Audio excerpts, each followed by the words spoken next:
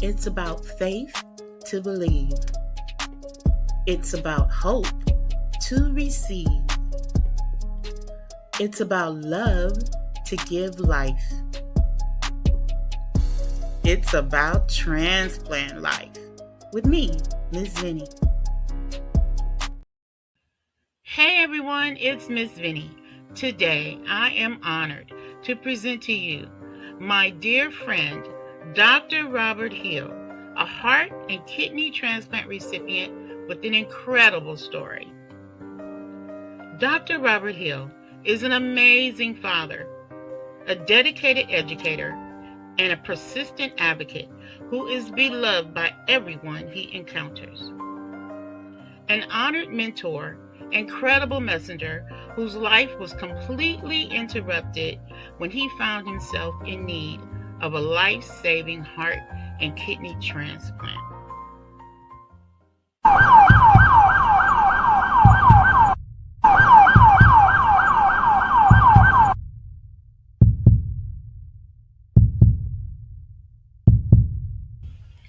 On April 4th, 2017, Dr. Robert Hill received a second chance at life, and everything changed.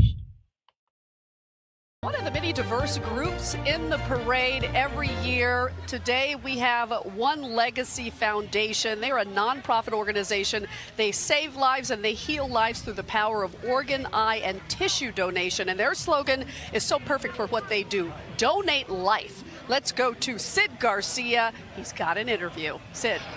I've got Tiffany Jones here along with Robert Hill. And Tiffany, he's a special guy.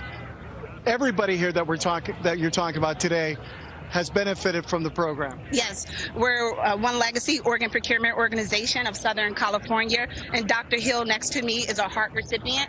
We also have other recipients and donor family members walking with us. Their donor family has given a gift of life to someone in need of an organ, eye, or tissue donation. And it's important on your driver's license to get that pink dot on there. Absolutely. You get the pink dot so you can save lives. And it's so beautiful to be here on Juneteenth, the emancipation of our people. As we know, communities of color have the highest need for organ, eye, and tissue donation. 60% of the people on the waiting list are communities of color. Tiffany, Dr. Hill, thank you very much. Thank you, sir. Thank you. Thank you. All right. Enjoy the rest of the parade. Thanks, everybody. Lady.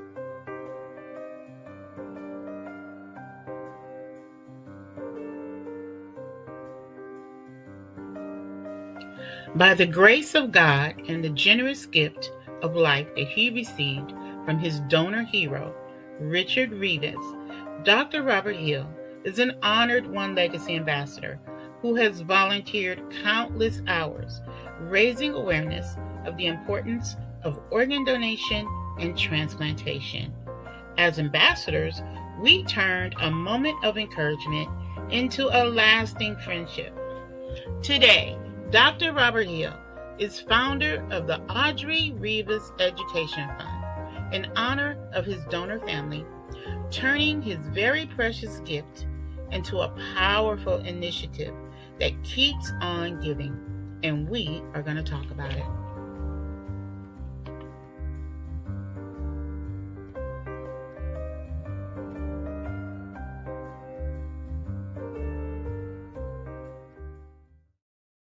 That's amazing. Hello, everyone. Welcome to About Transplant Life. I'm Miss Vinnie, and Dr. Robert Hill is here. Thank you. My dear friend. Did you like the video? The video is phenomenal. I forgotten about half those pictures. You did such a great job putting that together. It's fantastic. It's definitely a walk down memory lane for sure. Right? You Absolutely. look a little emotional. What did it make you feel like to see all of that? It's just a journey. Just to be here, going into the 10th year of transplantation. Healthy. Just thankful, and to see that family. That little girl. She's so special to me. We're going to talk about that in a minute. But first, let's talk about how we met. And we were saying a few minutes ago that it's our 10th anniversary of being friends, almost, right? Yeah, coming up soon. Yeah. So Yeah. let's tell our listeners what happened 10 years ago. Well, we have a mutual friend, uh, both that that shared a story that we had in common. And Cecily had I was talking to her. I was actually in the hospital. I was in the hospital waiting to receive a transplant, and I don't know. It was probably early on, in a couple weeks in or something like that. Hmm. But she had told me she had a friend that went through a transplant, and I said, yeah. She said, would you like to meet her? I said, absolutely. Hmm. I didn't have a lot of people. I didn't have a lot of folks to uh, confide in. And the wonderful, wonderful Lavinia B, I call you B, in I know all love. you call me B. I Yeah, like I that. call you B. B is always going to be your name. And you came in and just in all your magnificence, and you just came and just comforted me and told me about the transplantation process and your story. And it really inspired me. But more importantly, I think the faith part and the spirituality and the faith in Christ and God really, you really came at a time when I was low. There was nobody else in the room with me, and you had come to visit me. And I think you spent about 2 or 3 hours there. You were just phenomenal. And that was the first time we met. And I felt like you were a sister from another mister from day Yeah. one. Yeah, you really Because were. initially she wanted me to call you. And I Oh, said, really? Why did that? no, I Yeah, think he needs to see somebody who's actually gone through what he's going through and oh, seeing me on the other side. yeah, I knew that it would be impactful, it because I was. know that's how it was for me when I saw someone who Yeah, had actually had a heart transplant. I didn't know anyone personally who had ever gone through that, right? right, right, right. No, me neither. Yeah, me Yeah, neither. and so when you think about it, the fact that you're gonna let somebody cut out your heart But and give that you was the another problem. heart, That was the problem. like you're gonna Yeah, do what? that's You're gonna take a saw to my chest and take out my heart? B, and that's exactly how they explained it to me. That's exactly. Exactly. And I said, no, nope, I'm not doing that. No, no, no, no. You But said no at first. I did, I did. Yeah, the first couple of days, nobody knew. I hadn't decided. I had not decided. It wasn't until my family had came to talk to me. My daughter had come talk to me, and my sister had come talk to me, and that's when I decided, okay, I got to do it for them. But Yeah. I was 50-50. I was 50-50 about not doing it. It's scary, man. I don't care what nobody say. Just the word transplant, I think fear is attached to it. Yeah, I tell yeah, everybody that, because, not only as a One Legacy ambassador, but, mhm, I encourage people all the time, yeah, you know, through their transplant journey, because we don't want anyone to experience what we experience without being fully equipped, right? And right. being No, prepared, yeah, yeah. I think that's our Information is the key. responsibility. Yeah, information Yeah. is the key. I think is critical, and if we could do anything preventative, is even better. To get there with the whole circle of health. You know, Absolutely. yeah, Absolutely. absolutely. But I I mean, tell you are people a all the time, godsend. I would not have made it without prayer. I don't know how anybody could go through a Can't. transplant journey without, the power of prayer and the prayers of your family and friends, backing you up. Yeah, yeah, You need the creator of the universe. I said, he created my heart, so I need yeah. to talk to him. Absolutely. Because I need to talk to him. you have to have something that goes in the tank to be in the hospital, for 3 months or 4 months or 6 months, whatever the case may be. And, positive mindset, but that positive mindset, because you go through ups and downs, that Yeah, you positive do. mindset comes through a faith, your faith in God. So yeah, absolutely. 100%. So I was in the hospital for 6 months. How long were you there? I think I crossed 3 months eventually. Yeah. Yeah. I think it was about 3 months. Yeah. And see Yeah. that's a long time, right? So I want Yeah. to talk about that. I want to Yeah. talk about your experience prior to Oh, receiving your heart transplant. Okay. oh, yeah. So, what were some of the greatest physical and emotional challenges you faced during your journey? I think the biggest thing is one, it's kind of like the 12, I think it's 12 steps. It's 12 steps of recovery. The first step being acknowledgement. God, I hate saying this, you know, because I'm mad at myself a little bit. I'm still mad at myself because I should have been in better shape and better health, and I should have attended to my health a little bit better. You could be super intelligent in one aspect and woefully ignorant in another aspect. And my journey started in 2004, right after playing basketball. Believe it or not, that's Oh, when it started. Yeah, and I had a really hard time breathing. I thought I was having a heart attack. I was able to calm myself down. Subsided, and then later on that night, it started again. Where it's like my heart was coming out of my chest. Went to the doctor. They checked how for, old were you when that happened, Robin? I want to say 50, around 50, Okay. 51, somewhere around there. Yeah, around 50-ish. And God, I just, I felt terrible. But that was the early diagnosis. It took a while for them to diagnose my cardiomyopathy. And that was the start of it. And when they Yeah, told me, I said, "What is that?" I didn't even know what that was. right. And, I was diagnosed with that too. I didn't know what it was either. I had no clue. I had no Me. clue. And And I they said, said, your heart is too big. I said, okay, I'm a big yeah, girl, no big deal. Well, now yeah, what? yeah. There you go. Yeah, yeah. So that was in 2004. That journey started. My health started declining from 2004. So um, with that situation, I was woefully ignorant, and I said, "Look, doc. So what's the prognosis? What's the worst case scenario, and what's the best case scenario? Case scenario, you can live for a long time. It won't change, and your ejection fracture be this and that." And I said, "That's fine. And what do you do to treat it and make sure it doesn't get worse?" Well, you take these. You can take carvedilol. Okay, give me 2 of those, and I'll call you in the morning. I got to go to So work. let me ask you this, because this is gonna help some of the Yep. brothers out there that may Yep. be watching. Were you one of those kind of men that didn't want to go to the doctor, thought Mm-mm. you were invincible, nothing's gonna happen to me, I'm Superman? I remember seeing a necklace around your neck Yep. with the Yep. Superman logo. So you were Superman, right? And Yeah, it's bad. Good. Yep. you didn't think anything could ever happen. Is that like a typical, I don't want to say black man, but is that a male perspective about, health in I, general, I think? I think it's something that you are subconsciously aware. And I can't extract race from it, because we're told to put dirt on our knees, get up, and stop crying. You know what I mean? You'll be Yeah. okay. Get up. And that mentality in our strength in our family, my mother and father, they just exude strength. My brother exudes strength, and so we have to have that strength just to combat everyday life, right? And Yeah. so obviously that carries over to health sometimes, Yeah. because we don't get the luxury of saying, we don't feel well or we can't go to work or whatever the case may be. And I think male ego too. I think absolutely, yeah, yeah. So I had a lot Yeah. of that. Yeah, Yeah. So what advice would you give to the men folk out there about listen to your getting body. that checkup? I Listen don't to care your what. body. Listen to your body. If you have a tweak or a little, pain or something like that, go get it checked out. Your body is so sophisticated. You're right.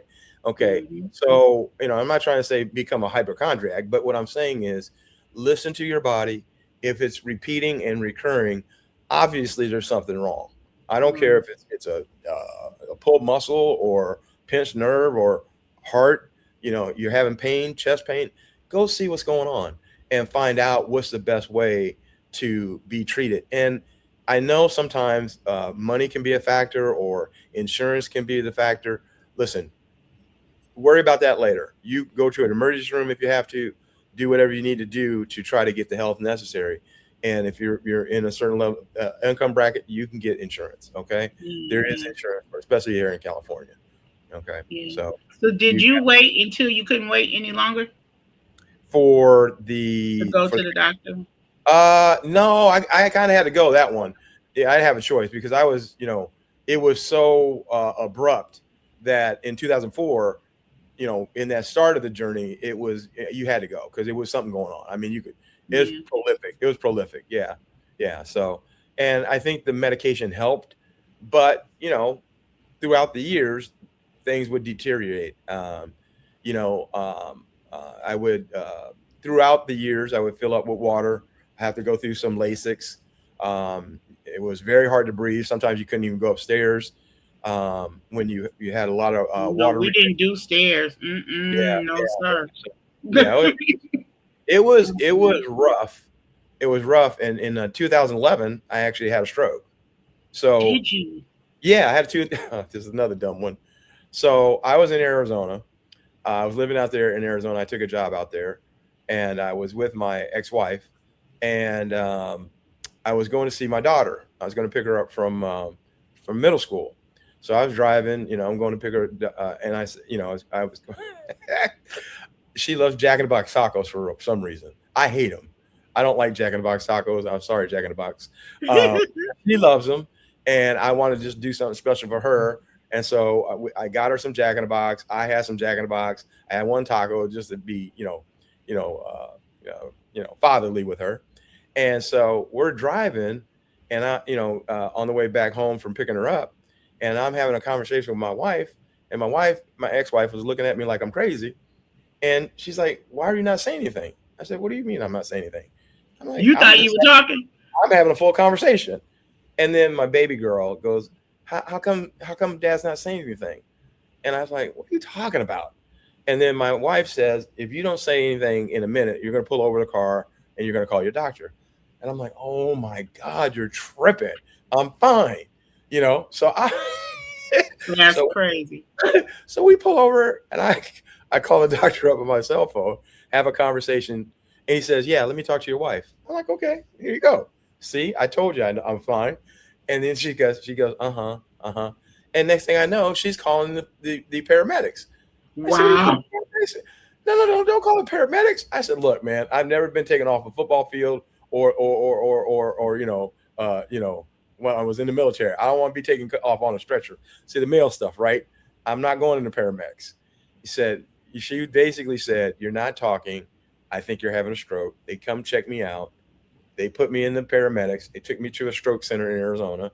I had I think it was, they had about 2 hours to administer, 2 or 3 hours to administer this drug named TPC. And so, oh God, this is bad. This is really bad. So she couldn't get in touch with any of my family, my brother or my mom or my sister, and she's panicking.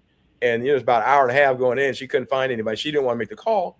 And the thing is, you can take this drug and it eliminates some of the deficits, or it could give you a blood clot and really be a bad situation.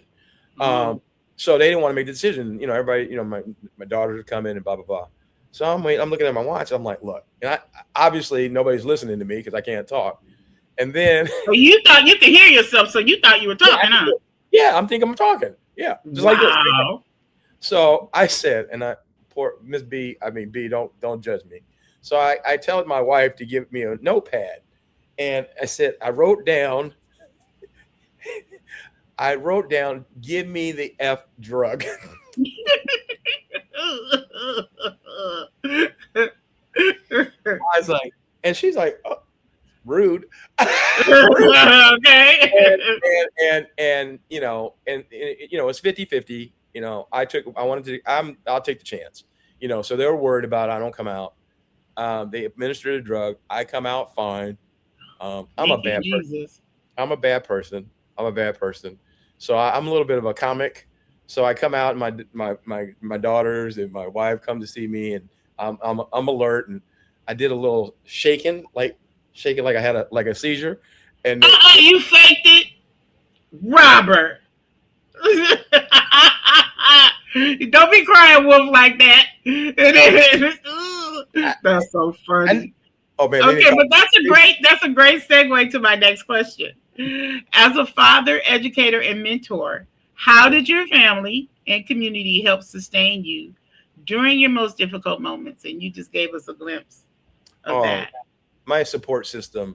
At the time when I was admitted that's a whole nother story. But when I was in the hospital, my team, I'll never forget the people at Glendale. I was the dean at the time over at Glendale Community College, and they were so supportive. I'll never forget my boss, Rick Perez, who's kind of been a mentor of mine since I first started started in education. He would go to see me, every other day.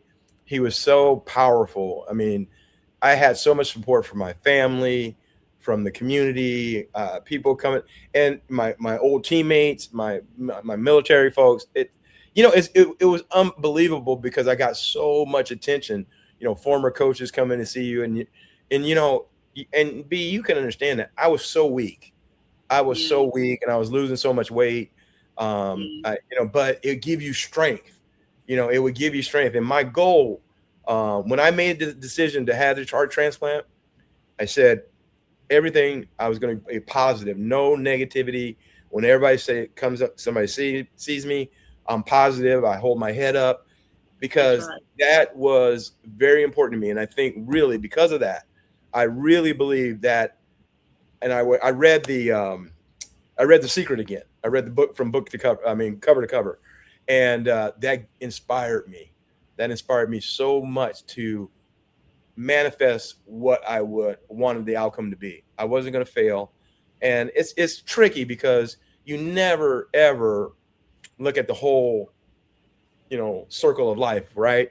Because you never want anybody to be hurt so that you can live. And I didn't know that at the time, but did you struggle with that? Because I definitely did. To this day, every day. I mean, to this day. But I think that's the reason why I want to do so much good. I don't want to waste this opportunity. I think I was doing somewhat good prior to that, but I think it's really always in the frontal lobe of your brain that this young man gave the ultimate sacrifice. He didn't know, but because he had the pink dot, my life has got to be purposeful, and I have to share. I've always shared my life with many people. I've got many daughters and many sons, and including my own biological and non-biological kids. So I think it's a blessing to be able to be part of that life and hopefully share and shape and develop. And I think about it all day, every day, all the time. But I was very much supported. That inspired me. You come to visit me. We had great conversations. I had a great conversation with the LVAD. Remember that? I didn't want to do that. I didn't want you to do that either.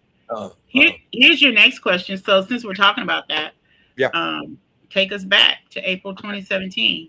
Okay. What emotions do you remember feeling when you learned that a donor heart and kidney had become available? Again, see, now I wish I could be Dr. Hill and be intelligent and have some crystal clear conversations. Oh my God. First of all, I think I was high half the time. I don't know what they did. You was hitting that morphine button. You was hitting the morphine button. The week of the transplant, I was a mess. I don't remember half the stuff they gave me.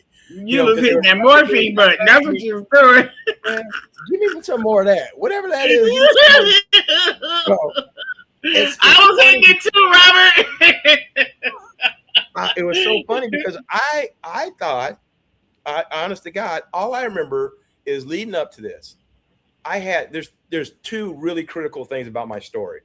Dr. Chung, Joshua Chung, he looks like he's 15 years old, first of all. The first time I met him, comes in there after I had an offer for the first heart, right? And he comes in there, I don't know, he had a little attitude. He was a little smug. And I remember I told you I was all about being positive, and everybody had videoed me and cheered me on and had ribbons and say, congratulations, get the heart. And I didn't know the extent of the process. It's almost like a 12-hour, 24-hour period where they scan and check the heart and all these. I just assumed they got a heart. I'm going to get the heart. So long story short, the heart didn't work out. It wasn't a good heart. So the first time I meet my surgeon, the person that's going to put his hands in my chest, and so he comes in here, you're going to get the LVAD. I said, what? I was like, who are you? You know what I'm saying? Okay. I don't know if exactly how the sequence went. And I feel my blood, like going up to my neck. And I know things are, going to say. Like Robert from the Hood was rising up, right? Yeah. So I said, no. No, I said, no. Sorry. That's V. okay. People trying to, This Andy trying reality to keep, TV. Don't worry about it.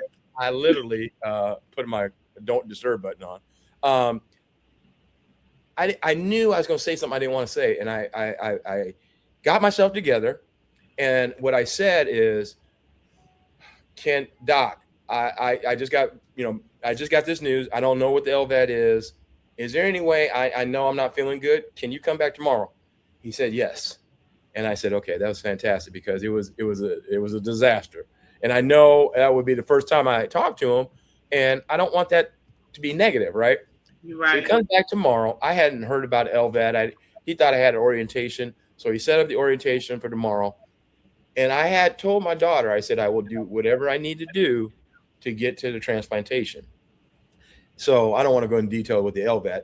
Basically, it's a mechanical heart to help you bridge Right. to the true transplant. But there's a lot of complication. It's very It is. And restrictive. a lot of LVAD patients, they suffer with infection and all kinds of things. Yes. And so it's very restrictive. So I said, and then he said he ordered me the orientation. Me and my brother were there, went through the orientation. Doc comes back after the orientation, and as soon as he walks in the room, I said, Doc. He said, yes. I said, look, I got a new attitude, like Patti LaBelle up in here. I said, I got a new attitude. He laughed. He smiled. And he said, I got a new attitude too. And he sat down with me by my bed and talked to me for about an hour. And it was a much better meeting. He was a wonderful young man. He's still a wonderful young man. And we talked about video games and stuff like that. Right upon leaving, I said, Doc. He said, yeah. It was almost like a silhouette right outside. You remember the doors in your room? And he was like, I've been there many times. Yeah. So he's in the hall, right in the doorway. And I said, Doc, I know you have 100 years of experience and you've gone to this school, that school, but I'm an instinct person. And I know I'm hanging on. I know my kidneys kind of going up and down. I said, I know you want to probably, give me the LVAD, but what's the possibility if I could wait? If it were you and I took it to the wire, what would you do? I want you to forget all your medical stuff. I want to go by your gut instincts.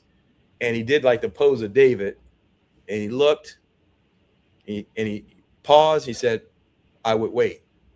I said, that's my dog. That's when the Rocky, let's keep it real up in here. Let's go. Let's keep it real up in here. I was so pumped up when he said that, and then I literally hung on because I think it was about a month in. I hung on for another 2 months almost, and it got critical. And he told me and said, listen, we've gone to the end of the wire. I'm going to have to schedule you for the LVAD. I said, Doc, let's do it. I'm going to be positive. I said I would do whatever I need to do to get transplantation because my kidneys were going. And that's a whole nother conversation. Right. I held on as long as we could. I said, Doc, as long as you promise me that you are going to be my OB-GYN, then we're good. Okay. Because you're my guy. OB-GYN. Yeah, that's my OB-GYN. Yep. You're going to deliver this baby. Women. You're going to deliver this baby. You're going to deliver this baby. Nope. This is my guy. I don't want nobody else. I said, I don't want nobody else. Yep. I said, listen, you postpone or do whatever you need to do, but I want your hands on me. So funny. Oh my God. So, so me, that's that. You're making a heavy subject real light, but I was serious about that. I didn't want anybody else doing it because I had bonded with him. Ironic. Yeah, that's important. You have to be able to trust the person that's going to saw your chest open. You know what I'm saying? Yeah. And you can't just relinquish that responsibility to anybody. No. And they always come in there and they say, do you have any questions for me? Yes, I do. And you ask every single question. I used to write my questions down. I would stay up late at night, anticipating the doctor's coming tomorrow. I need to ask all these questions. Yeah. Because that's what they get paid to do, to answer your questions, right? Absolutely. Well, that came out to be a miracle. And I have baby miracles throughout my journey, right? So because of that, I was scheduled to get the LVAD. I'm getting the time frame mixed up because I was high as a kite. I don't know what they gave me, but I was high for about at least good 48 to 72 hours, whatever. So whatever they gave me, I was somewhat coherent, but he said, okay, we're going to do the LVAD. Well, start pumping me up with some whatever you can give me, you know. And so what happened was he got called out on an emergency code blue case. Okay. And they were scheduled. So because I want to say because I said, I want you to do the surgery. So he postponed my surgery one more day. He postponed my surgery 24 hours or at least ish. Okay. And I remember they're prepping me and stuff like that. That's all I remember, that I was going to get the LVAD. Everybody else was gone because he sent the family home. Nobody, my family was gone. Nobody was there. And from what I understand, I still don't know how this happened because I was, like I said, I was out of it. I was loopy. I remember talking to the nurses. They spent the night praying with me and everything, gave me popsicles, and they were great. But I didn't know I had got a heart came in. I didn't know because I thought the last time I thought we were going to get the LVAD. And I remember them wheeling me into the OR, and I had my little stocking cap and all that. And I remember going to the OR because it was getting cold. You know, it was always getting cold right before you get to the OR. Freezing. So I popped up. I was popped up out of my highness. And I said, oh, and I wanted to say something positive before I go to surgery. And the nurses, I had gotten to know all the nurses. And I said, oh, my God, this is great. I'm ready to go get my LVAD. And they stopped. They start crying. I said, oh, God. I said, wait a minute. Is everything white? Did I die?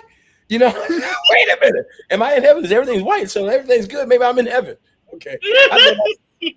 Well, at least I'm in heaven. And she said, no, you don't remember us talking to you? I said, no. What? What do you mean? And she said, you're going to get your heart. Your heart came in. When he postponed the surgery, the heart came in. It was 2 months and 3 weeks or whatever. I hadn't gotten no offer since that first time because I wanted him to be my doctor. He postponed it. And all the time I didn't get an offer, the time he postponed it, did that surgery for somebody else, my heart came in. He was recovering your heart. Yeah. No. He had emergency surgery with somebody else. Oh, okay. And he postponed my surgery because he was going to do my surgery. And during that time, the perfect heart came in, and he came back and did my surgery. And it was a heart surgery. Look at God. Yeah. That's a miracle, Robert. Yeah. I don't even tell people that part of the story. Not to mention, I took an Uber to get there. You took an Uber to get to the hospital. That's another story.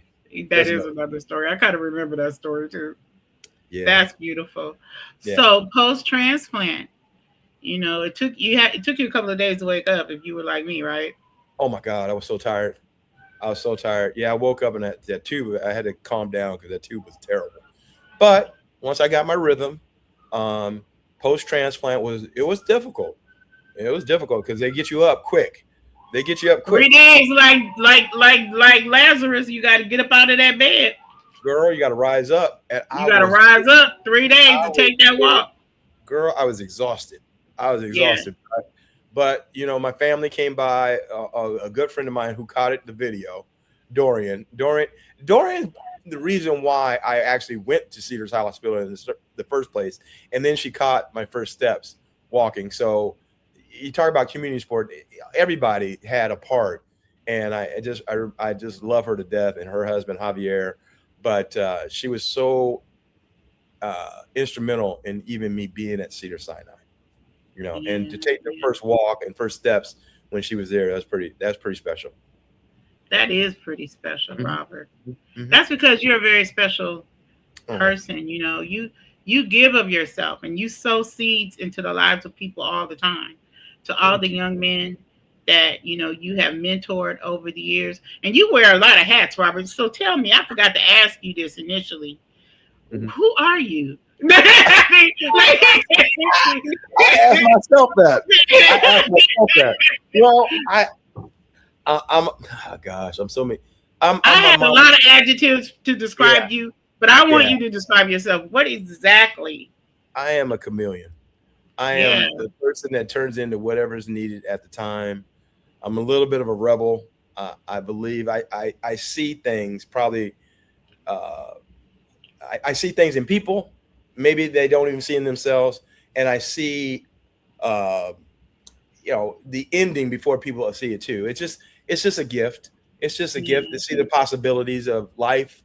I believe in everybody trying to be their best version of themselves, and I try to be a conduit. I get frustrated in my work because I want to be the best, and I want other people. I am pretty emphatic about not quitting and give it everything you got Yeah. to actualize who you are. And it's, a lot of it is, it's just inspiration, motivation, Yeah. and inspiration.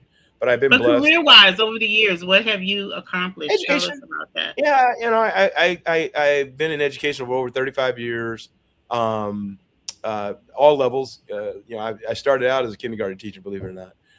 Did you? Yeah, I sure did. I sure did. I did kindergarten. I almost died. Yeah, there was a problem. It's probably what got me in a heart problem. uh, but that was a great experience. My mom had been retired, and she helped me. But it was a great experience because it taught me not to quit. It taught me Yeah. learn, and I love education. I spent most of my time in community college, some form of community college, either running a program, teaching, or later on doing some high level leadership. But I've been doing it for 35 years, and I still do it.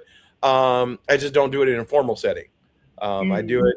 I do it from mentoring, coaching, and picking up phones and make sure you answer the phone and to talk to young men that need some help.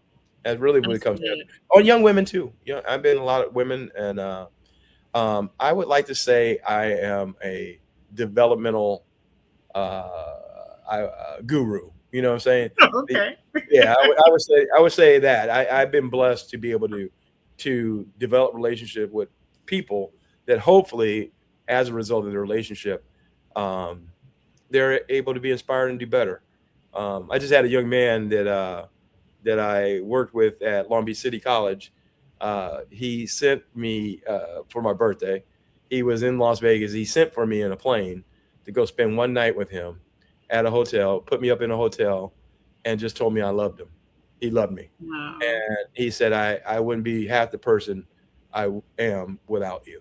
And See, I don't and want, that's what it's all about, isn't it? yeah, it's That's what hard it's for me to all receive about. that. It's hard for me to receive that because I'm always on to the next thing. And that was so special to me. That young man had lost his mom in high school. He had given up. He lost his mom to cancer. And we were about to fight at Long Beach City College. And he was big at that time, too. And I said, I'm not going to let you quit. So we're going to have to fight because I'm not going to let you quit. And I know your mother, I know you're hurting, I know you're in pain, but your mom Mm. wouldn't want you to quit either. Long story short, he graduated from USC, went to law school, and now is a top attorney in Dallas. And Wow. yeah, yeah, That's very impressive. yeah. So you received a second chance at life because Mhm. of the generous gift that you received Yeah. from a very special young man. Let's talk about him. Oh, Tell us love that. about the donor family, and why honoring that gift has become such an important part of your life's mission. Well, Mm. as you know, when you go through a year of successful health recovery, you're allowed to reach out and write a letter through Cedar Sinai. I didn't know it was One Legacy at the time, but you're able to write a letter to your donor.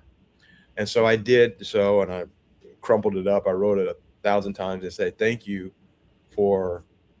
I know you don't know me, but thank you for the opportunity. I am eternally grateful." Yada yada. They also tell you when you write it, there's probably about 2% chance that you're going to get a response, right? Right. Okay, which makes sense. Okay, so I kind of already set myself up to say that I won't get a response.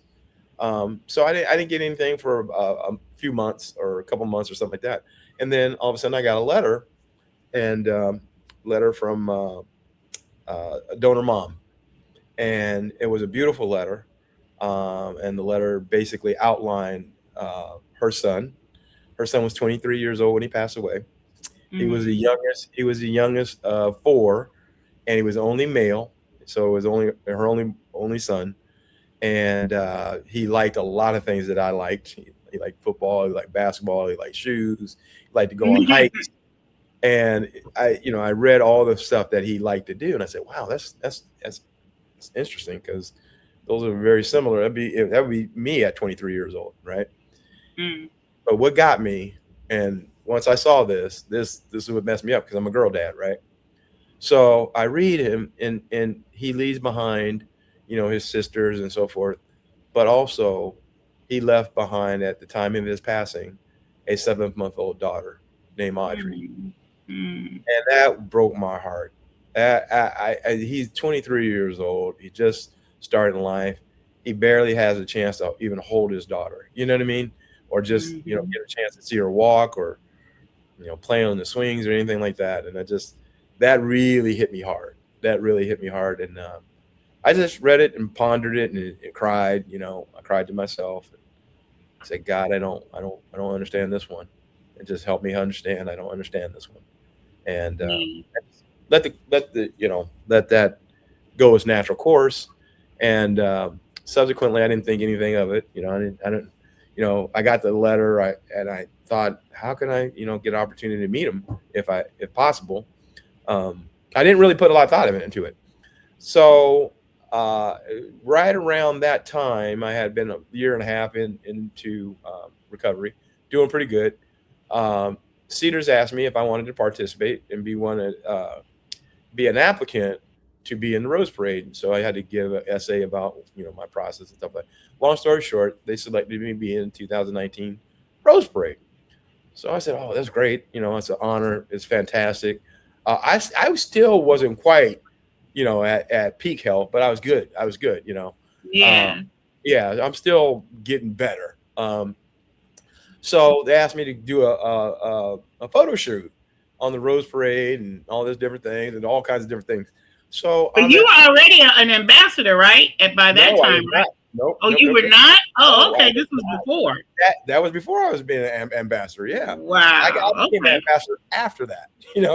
So um, so I'm going to do the photo shoot, and I'm in the warehouse in Irwindale. And so they told me to take a break, and I've never seen the floats up close like that. I've never seen the floats It's I was like, amazing. So oh amazing. my God. Well, it's freezing in there, one. Number Yeah. two, I'm over there just in awe of the floats. So I get down, she said, yeah, take a round, dude, take a half hour, walk around. So I'm walking around, and these this beautiful grouping of women are walking around. And for some reason I'm drawn to them.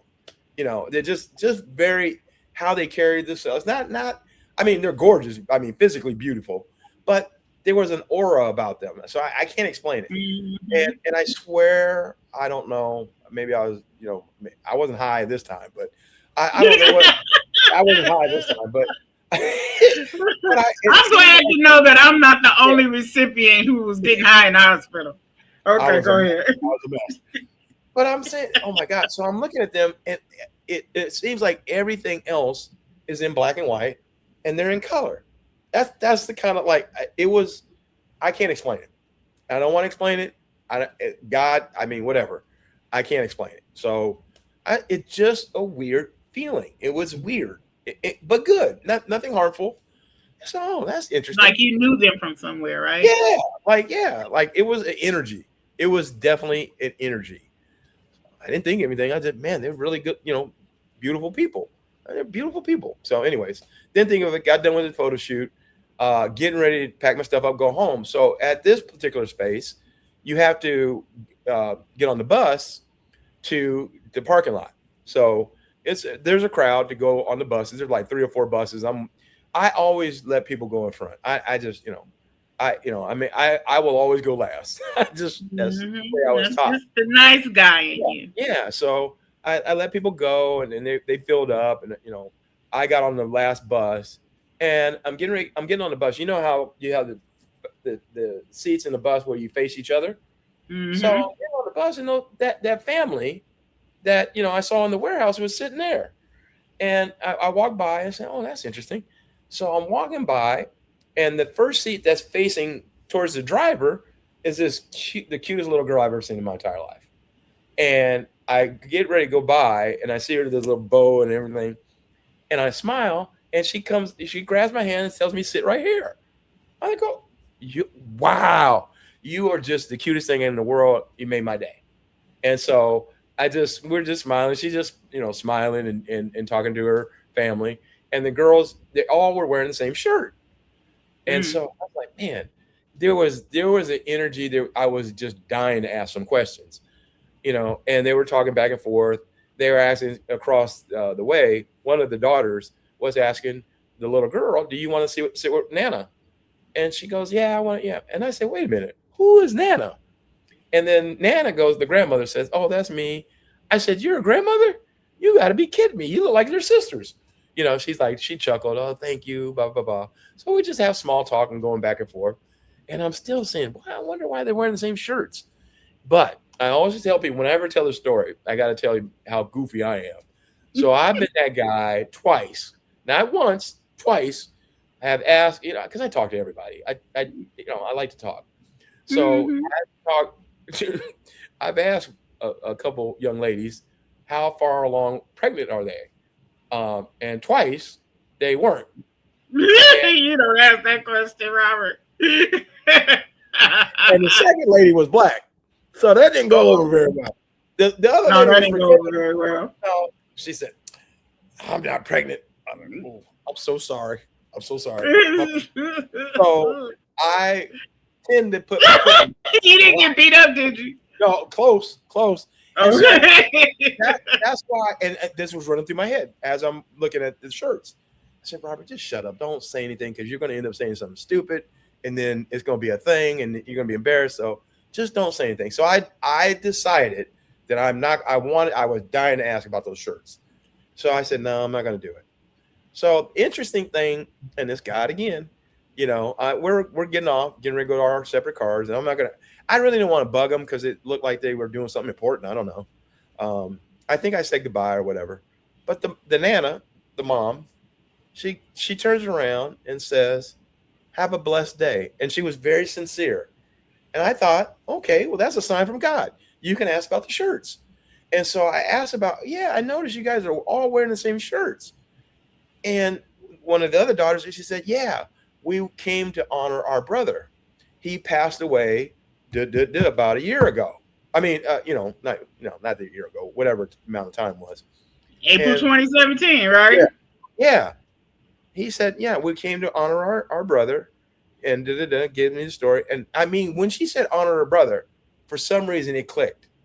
I said, I got this feeling in my gut, and I had nothing that had confirmed it, but I knew right then and there when she said this is my donor family. And she goes back and says, she starts, "Yeah, this was my younger brother. He was the youngest of this is our three sisters." And I'm looking around and I'm looking at Audrey. Audrey's about a year and a half, almost 2 years old. So she was 7 months, and then about a year, yeah. So I'm doing the math in my head, and I'm doing my military, And go it around. all added up, huh? Yeah, but there's no way in this world. What are the odds? I mean, there's no Right. way. So I know this is okay. I'm talking myself out of it again, but my gut is saying I know this is the family. And then the daughter stops, and the mom picks up and verbatim reads the letter that she wrote me. And Wow. I said, and when I let her stop, I already knew, but I had to confirm it. And I said, "Are you Lupe?" And she paused and like, "Why do you know my name?" She didn't say anything. And then I said it again, I think, and Lupe knows this better than I do. I probably got fish stories, but I said, "I'm Robert." She it didn't click with her. I said, "I'm Robert. I think your son saved my life." And Wow. she burst into tears. I'm sure. She hugged me. They all You hugged me. burst into tears too, didn't you? Tell the truth. Absolutely. We were all crying. We were all crying. Yeah, yeah. And and That's an unbelievably emotional divine connection. absolutely, absolutely. And Absolutely. we took pictures. And the funny thing is, and this is a small thing. This is a small thing. So Richard was a Yankees fan, and for whatever reason, yeah. And it's funny because my family's from New York, right? So I don't like the Yankees, but I had a Yankee hat on that day. Did you? I did. You look at those pictures, Wow. the pictures with the family. Those are the first sets of pictures. I've got a Yankee hat on. So there's so many Yeah. little things. And like I said, that energy um, that I felt, and for whatever you want, your faith is, whatever you believe in. I believe in God. I'm a Christian, and there is no way in this world you're not going to tell me for some reason we were all moved to be in that place at that time together. Oh Okay. no, it was And, definitely orchestrated by God. I oh, truly absolutely. believe that. Yeah. And now you have an ongoing relationship with that beautiful family, Yep. Yep. Yep. and you've taken it a step further, right? Yes. Yeah. And earlier this year, I had the privilege of joining you at this very special event, the Audrey Ah, Rivas there we go. Education Yeah. Fund. Yeah. There, everybody there. Oh my God, look how beautiful she is. And Isn't you, that amazing? And there's our friend Cecily, who yes. brought us together almost Yeah. 10 years ago. That is a beautiful picture. I That love that is a picture. beautiful picture. Yeah, I love that picture. That's as good as it So, gets. so tell us what motivated you to start the Audrey Rivas Education Fund, Well, I've always, and yeah. what's it about? Yeah. Well, here's the thing. Her dad's not here to take care of her. And she is well taken care of. She's got a ton of uh, aunties and tias and uncles, and they love that little girl. And the Lord knows her mother. I mean, the grandmother loves her. But I felt like I still want to be a guardian angel in her life because for whatever reason, I want to make sure that she's provided an opportunity to thrive and go to school and hopefully help her and help her with that opportunity. And I just think I wanted to start it earlier. I should have started it earlier, but I just got everything. My fraternity helped me. The community supported me and said, you know what, I think this is a good idea. And so many people I gotta get back to because so many people want to contribute to her education fund. But I thought this is something that I can do as long as here's the thing. I know my community, even if I'm not here, I hope to live a long life. But I know even if I'm not here, the community and the wisdom of the group is gonna take care of that little girl. So much Yeah. more than just the donations. I want to make sure this girl is always has the eyes of God on her and the love of our community to make sure she's going to be okay. The education fund is just something physical and tangible that we can do, but there's so much more that we can do because she didn't have the opportunity to have a dad, and I Yeah. feel that's my responsibility. Do you I feel do. that? Mhm. Yeah. Uh, I Yeah. feel I good. can tell you I feel, do. I can tell. not in a Yeah. bad way, not in a bad way, not virtuous way. Yeah. Yeah, and I just and she's just so oh my gosh, she's so wonderful. She's such a So wonderful tell girl. us about the event that I just showed you. Yes. It So was an that inaugural event, and it yeah, happened at the Lakewood Country Club, right? it was at the Lakewood And Country Club, tell us and it was about it and how we can and so support your efforts. so that was the dinner portion of the whole day. We had a golf tournament to also bring awareness to organ donation. So we had all kind of vendors and out and try to get enough golfers out to participate. This is our first year, kind of made some mistakes, but we're going to tweak them and we're going to be better next year. But the dinner was so special. We wanted to host the dinner, and the dinner is all focused on Audrey and the Audrey Education Fund and people that actually played the golf or if you wanted to come to the dinner on its own. That's what we provided, a space for everybody to come together and just present it, the opportunity. And Audrey and the family was able to participate. They were there, and so many people loved and still getting back to me about the story and that they want to support her. So next year, this coming year, we're already starting to plan for it, but it's going to be huge. It's going to be I huge. had a ball. I thought Yeah, it was just yeah, amazing. And yeah. to see her face, that precious Oh, little girl, and their family was so appreciative, yeah, Robert. yeah, yeah, People don't do that every day, take up a cause, and, yeah, people make promises, but you actually follow through with your yeah. promise. And that's what I And wanted to do it in perpetuity. I wanted yeah, something that we can continue to do, and I hope, at some point in time, she even takes it on and maybe looks at somebody else that's in that situation. I hope so. It's sowing seeds, like you said. It's sowing Yeah. seed. Yeah. Yeah. Hey, Would you say that this was the unexpected blessing oh, that you never thought you would receive during the second chance of life? I mean, that just doesn't happen, Robert. no, I mean, you could be just fulfilled that I got 10 years of bonus time and maybe more, probably more, and all the things that I've experienced because of this, that kind gesture. But in addition to, I've got a whole new family. I've got a little girl that just warms my heart. Every time I see her, that smile. From the first time I saw her, that I didn't even know, but you can't tell me that little girl did not know I had her daddy's heart, and the She energy felt it, that right? I think she absolutely, felt it. absolutely, absolutely, Yeah, and she felt. You know what she felt? She felt love.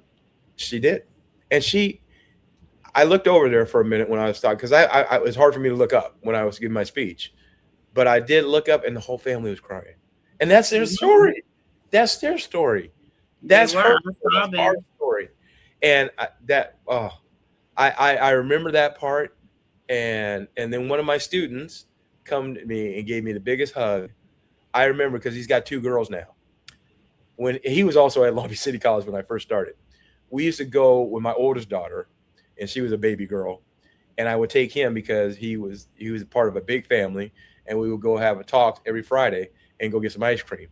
And he said he remembered that, and he said, "What you're doing for this little girl just wants me to make me hug my girls so much more." That's just a powerful story. And I remember you spending time with your little girl. I said, we have so much influence, so much that we can do. You don't have to be rich, and it doesn't matter what color you are. It don't matter all these different things that we're fighting over. That's right. That's Love right. is always the common denominator that we can demonstrate for everything, and it, That's it right. equalizes so much. It's not about money, Nope. but It's we just got like the scripture says. It says it's very simple. Love never fails. and never fails, never fails. And sometimes we forget, and I don't want to Mhm. forget. I want that love and that joy when I see that little girl. I want that all the time. I want that for other people. I want the pure joy that young lady exudes, in spite of not having a dad. Yeah. Because she's got many dads now. You know what I'm saying? Yes, She she got a lot of does. uncles. You got a lot of uncles, and we will never forget. We'll never forget the young man that was so kind and so thoughtful at 23 years old to put down, I want to donate. If I go, if I can't live, I will give the opportunity for somebody else to live. And that's a Yeah. powerful thing. Now, That whatever is scraps, crazy. whatever parts I got left that they can have, I will do the same thing. I will always do the same thing. I mean, whatever I could do to help somebody else's life while living or posthumously that can improve somebody's life, I will always do that. I will always take that choice. We really have to change the narrative around organ donation and Mhm. transplant within our community. Yeah. Agreed. Agreed. I was on Instagram, right before the show, Uh huh. and there's a young singer named, I think her name is Mooney Love or something like that. She just had a double lung transplant, Oh, wow. and she was on. They were talking about her on the Breakfast Club, that popular Yeah, yeah, yeah, podcast show, and Chance the Rapper. they were saying, are you on the transplant list? I'm like, nah, they're not gonna kill me and take my organs, and you know what I'm saying, and it is still that myth out there, and I know that historically our community has suffered much within the medical system, right? There's Sure. been a lot of misconduct concerning us, but that's historically for us across the board, right?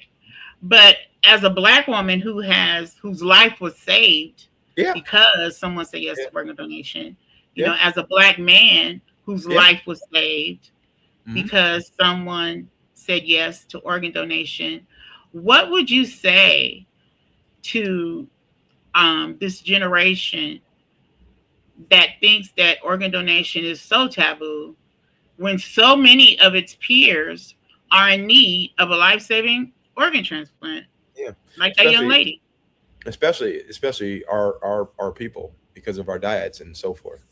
I would tell people. I mean, it's very tough to get rid of the myth, and the stereotypes and so forth. But if I need to be in living rooms and talk to people, I said, listen, I get some of the religious concepts, but in reality, why would you not help somebody else and you're not here? Okay. Right. um I just think it's a very high form of selflessness, but it's really not because at the end of the day, you're not going to know the difference. You know what I'm saying? I mean, you're not going to know the difference. And the bottom line is we have the science to do better. Okay. Mhm. And what if it's your mom and your son that needed a transplant? Would that See. And I think sometimes we got to think about that. That maybe some of the young kids that I forget the little boy's name that had a heart transplant, who's doing great. He was a baby when I met him. Kalen, and he's Oh, just okay. yeah, it's just a wonderful young boy. Um, he's And they're thriving. getting younger and younger in need of Oh heart yeah, transplants, yeah, yeah. lung But transplants. if you It make it doesn't real, have an age anymore. yeah. If you think about, I remember back in the day, I was young. One of my uncles died of heart disease, and now going back now, I think he had a large heart. What if he had an opportunity to get a transplant? If you think about your loved one, you could have your mom, your dad, your brother, your son for another 10 years. Would you think Yeah. about it differently? We got to have some good conversations. We got to have conversations. We got to have Yes. conversation and make it real. Okay. And it's Yes. hard and it may be hurt, but we got to go to the core of their emotions and understand it is one of the best things you could ever do for somebody else. We don't live on this Absolutely. planet by ourselves, and we got to start thinking. I mean, even cross racial lines. I got a heart for my Right. Latino brother. You know what I'm saying? And And we've all, it doesn't even matter, you know. no, it doesn't All matter. that matters is blood type, and we all have the same red blood flowing through our Yeah, veins. and that's And the most important yeah, thing. that's good. Yeah, that Yeah. was good, Robert. And Yep. so this is my last question. I always ask everybody the same Okay. question. So Okay. are you ready? Yes. What are you grateful for? There it is. Oh my gosh, I'm just grateful for just waking up today. I'm grateful that he started me on my way. I'm grateful that I know even in my down days and maybe some days that I don't feel good, I know I'm better than my worst day in the hospital days. I'm better. I am not the last image of my worst day in the hospital. My God. Oh no, that's powerful, and the beautiful people that I've been around it and surrounded because of my journey. You know what I'm saying? I got Yeah. to meet you. I wouldn't have met you if I hadn't been sick. You know what I'm saying? So Yeah. don't for me, I'm grateful for the blessings that keeps on Yes. giving, you know, and it Yes. allows me to be humble. It allows me to be thankful. It allows me to be gracious. A lot of things I think I had, but now it's every single day, and every once in a while I reflect. I had a chance to FaceTime my daughter today, and I was just telling her how pretty she was, and I remember part of the reason why I chose to do that surgery because she told my sister I was her Superman. I will never Mhm. forget that little Yeah. girl. So I've been touched. I'm very biased towards my girls. All the girls in my life. And they've taught me so much. It taught me to be a softer, kinder, gentler human being. And so I am very grateful for that. And Yeah, I am grateful for you, Dr. Robert Hill. I I am wrote a grateful. little something for you and I want to share it with you. Okay. So, congratulations on the extraordinary impact you continue to make through your life, your leadership, and your service. Your journey from transplant recipient to educator, mentor, One Legacy ambassador, and founder of the Audrey Rebus Education Fund is a powerful testimony of hope, gratitude, and purpose. Thank you for honoring your donor's gift by investing in the next generation and inspiring others to consider the life saving power of organ donation. Your story is changing lives, and your legacy continues to grow. And most importantly, thank you for being my friend. Well, I love you, Robert. I love you more. I love you more. And B, I couldn't. The prayers that you've said with me, the praying with me, not just because of transplant, but just because of life. Sometimes I reach out and say, "Listen, I need a little prayer," and you Mhm. gracefully give it to me. Those words mean a lot to Absolutely. me, and it will give me fuel to continue to do what I do. I That's always right. believe in service to others. I always that's what I do. I'm a servant, I'm a servant, and sometimes I may even go about it the wrong way, but my heart is pure, literally. Your heart is new and your heart is pure and your Mhm. kidney is too. Sure is. It sure is. Kidney's working good. Kidney's working good. You can Yeah, pee anytime you want to, right? all the time, all the time. I'm good. You know, we And never understand the power of going to the bathroom until you can't. exactly, And it's a exactly. beautiful thing, you know. And so thank you, Robert, for Oh, it's the opening up best. your heart, for spending your precious time with me today on About Transplant Life. You're welcome anytime. I'm very excited about your next event. I hope that I get to be a part of it in some way. 100%. 100%. Vinny, your show is touching lives. It's powerful. You are the most. You from day one. You have always been one of the most creative persons I've ever met, and so smart. I love that about you. Thank And you. you have a calling, and please continue to do what you're doing, and the power of voice, power of communication, and most importantly, power of love. Power of love is so powerful, and you have all Yeah. those things. Okay, Well, you are a we vessel play for change. every Saturday morning at 6 o'clock. I'm gonna remind you. I want you to Absolutely, wake up and pray with us, let's Robert. do it. Let's do it. I Every need to get this Saturday going. morning at 6 o'clock a.m. And everyone who's listening, you're invited to, Okay, because I just believe that, like I said earlier, prayer is fundamental and foundational in it the life is of a transplant recipient in your journey. You cannot make it without it. It gives you absolutely strength, it gives you direction, it gives you comfort, it gives you peace. The Lord is a very present help in time of trouble. And so it's just so important. He impressed me to pray for miracles. And you are a man whose life has been surrounded by miracles. So I need you to pray with us too. absolutely. And I will pray. I will I pray need with you. you. I need you to pray. I'm up at 4 o'clock, so that won't be a problem. All right, all I right. love you, Robert. I love Thank you you more, so B. You're the much. best.